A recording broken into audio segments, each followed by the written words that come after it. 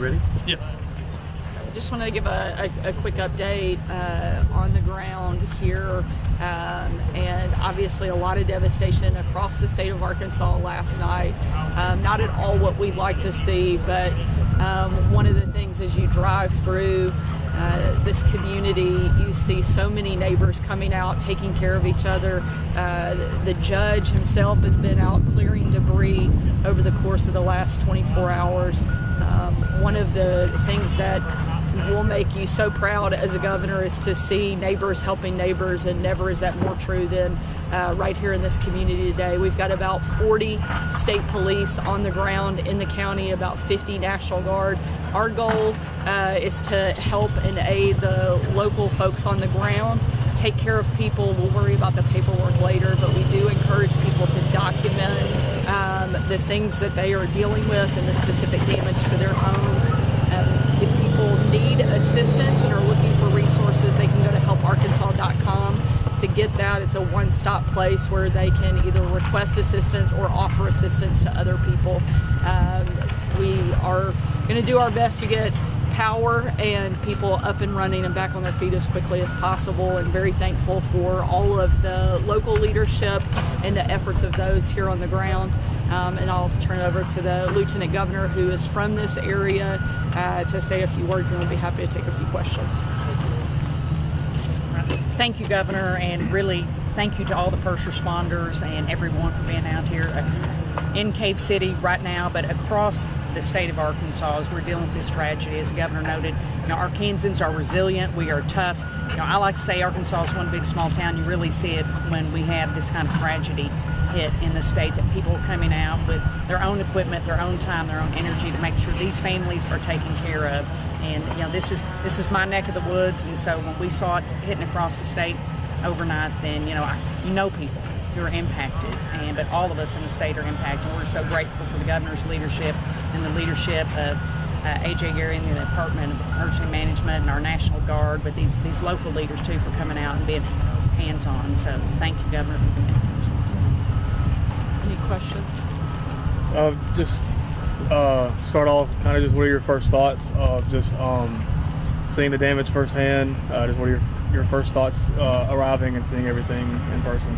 It's one thing to see pictures and videos. It's a whole nother world when you see it up close and personal. And it's hard to look at this level of devastation and not be heartbroken. I mean, these are people's homes, their businesses, their livelihoods, and our goal is to help them rebuild as quickly as possible and take care of the people in these communities, make sure they have the most basic essentials, food, water, and power. And so that's what we're working closely with the team on the ground, and we will this isn't going to be a quick recovery. This is something that's going to take days, weeks, months, and we are committed to be there every single step of the way and help as much as possible. Now, will any National Guard resources be used to kind of help this area and other areas in Northeast Arkansas kind of recover and rebuild? Absolutely. The Arkansas Guard is one of the best in the country, and we've already got about 50 of our Arkansas Guard on the ground here in the county, and they'll continue to aid and assist our local partners as much as they need help.